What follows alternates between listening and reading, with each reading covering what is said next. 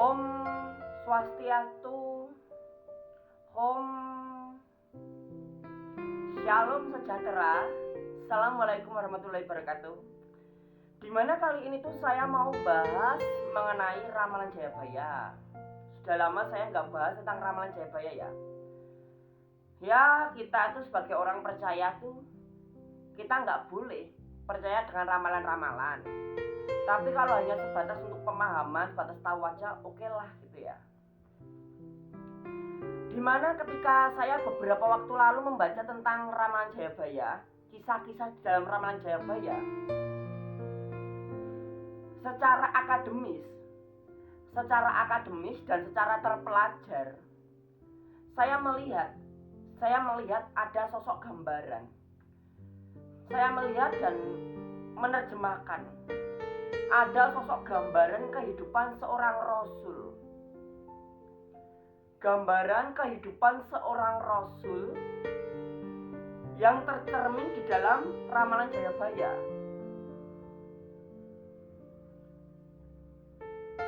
Rasul itu berasal dari rakyat jelata. Rasul itu berasal dari rakyat biasa, rakyat kecil, wong melarat. Dia berasal dari rakyat kecil. Lalu Rasul itu dia melakukan yang namanya lelaku, tirakat. Kalau orang Jawa itu bilang tirakat atau ngelakoni. Ya kalau secara akademis, orang itu, Rasul itu ketika dia masih muda, dia melakukan yang namanya merenung. Dia merenung di tempat sepi. Dia merenung sendirian di tempat sepi. Merenung atau meditasi di masa mudanya. Lalu di satu sisi, saat dia sudah mencapai puncak merenungnya atau puncak lelakunya, dia dipilih oleh Tuhan Sang Maha Kuasa. Sang Maha Kuasa memilih dia. Lalu dia disebut sebagai Satrio Pinilih atau kesatria pilihan. Seorang kesatria pilihan Tuhan.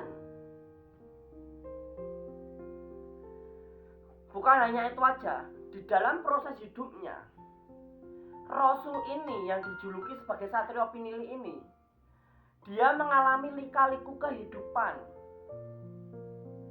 Dan saat dia sudah dipilih oleh Sang Maha Kuasa, dia mengalami suatu gejala syok. Orang tuanya meninggal dunia. Tanpa bopo, tanpa biyung, tanpa ayah, tanpa ibu. Saat Tuhan sudah memilih dia, selang sekian lama, orang tua dari Satrio Pinilih, orang tua dari Rasul ini meninggal dunia. Dua-duanya meninggal dunia. Sehingga Rasul ini menjadi seorang Rasul yang yatim piatu.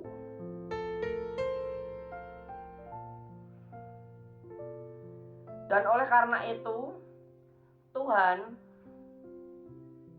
menjaga dia, memberikan kesakralan ilahi, sehingga dia disebut Satrio Piningit, kesatria yang sakral, kesatria yang memiliki kesakralan ilahi, kesatria yang disembunyikan oleh Tuhan. Dia memiliki kesakralan ilahi. Dia menjadi seorang Rasul yang memiliki kesakralan ilahi karena dia selalu berjalan bersama Tuhan. Tuhan selalu menyertai dia. Dan di dalam lika-likunya, saat saya baca di dalam ramalan Jayabaya, ini seperti menggambarkan sosok seorang Rasul, seperti menggambarkan sosok kehidupan seorang Rasul. Dari masa kecilnya, dari keluarganya, sampai kesuksesannya menjadi seorang ratu adil. Saat Rasul ini, saat Satrio Piningit ini selesai menjalankan tugasnya, akan terjadi gonjang ganjingnya bumi. Wong Jawa kaya gabah diinteri mergo kelakon gonjang-ganjinge bumi. Orang Jawa itu seperti gabah yang diinteri, yang ditaruh di atas tampah, langsung diputer-puter, kehilangan arah. Mergo kelakon karena terjadi gonjang-ganjinge bumi, gempa bumi megateras. Dan saat gempa bumi megateras ini terjadi, ramalan Jayabaya menggambarkan akan ada sedikit orang Jawa selamat, sedikit orang luar negeri dan orang-orang Cina selamat. Mereka akan bersama-sama dengan Satrio Piningit, bersama-sama dengan seorang rasul yang dipingit, seorang kalangan kesatria yang merupakan seorang rasul dan dia dipingit. Setelah kejadian semua itu, seorang rasul yang dipingit ini, Satrio Piningit ini, akan diresmikan menjadi seorang ratu, seorang raja, bagaikan Raja Daud atas bangsa Israel, bagaikan Ratu Daud atas bangsa Israel. Begitu pula Satrio Piningit atas bangsa Indonesia di alam gaib. Dia akan menjadi ratu yang besar, raja yang besar. Dia akan menjadi ratu adil.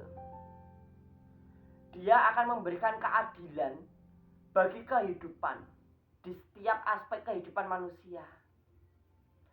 Apa yang harus dimatikan akan dimatikan oleh Tuhan.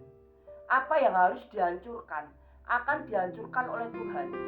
Apa yang harus diganti akan diganti oleh Tuhan. Dan apa yang akan diselamatkan oleh Tuhan. Sungguh, semuanya semata-mata oleh karena Tuhan. Ramalan Jayabaya ini tuh sebenarnya walaupun secara adat Jawa itu seperti sekilas seperti sosok kejawen, bahasa Jawa banget gitu ya. Tapi sebenarnya kalau kita membahas secara akademik, kalau kita tafsirkan secara akademik, sebenarnya Jayabaya ini seperti menggambarkan kehidupan seorang rasul. Sebenarnya Jayabaya ini menggambarkan kehidupan seorang rasul yang akan datang di zaman modern seperti zaman sekarang. Yang mana kehadiran rasul ini akan membawa perubahan bagi dunia. Akan membawa gempa megateras dan akan memberikan keadilan atas bangsa Indonesia.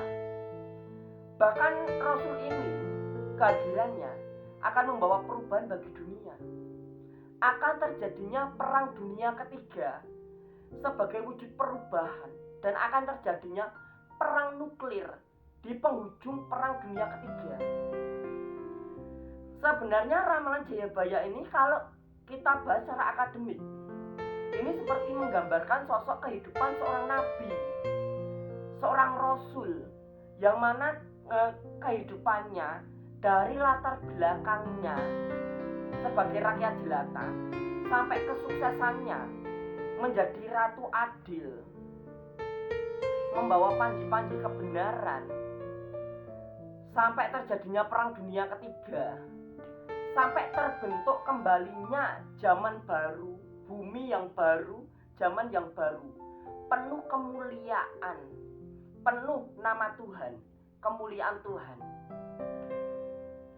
Sebenarnya ramalan Jayabaya ini tuh menggambarkan kehidupan seorang rasul dari latar belakang sampai dia sukses menjadi seorang raja besar atas Indonesia secara gaib, secara supernatural. Ratu besar bagaikan seorang Daud atas bangsa Israel. Jangan lupa klik like dan subscribe video ini.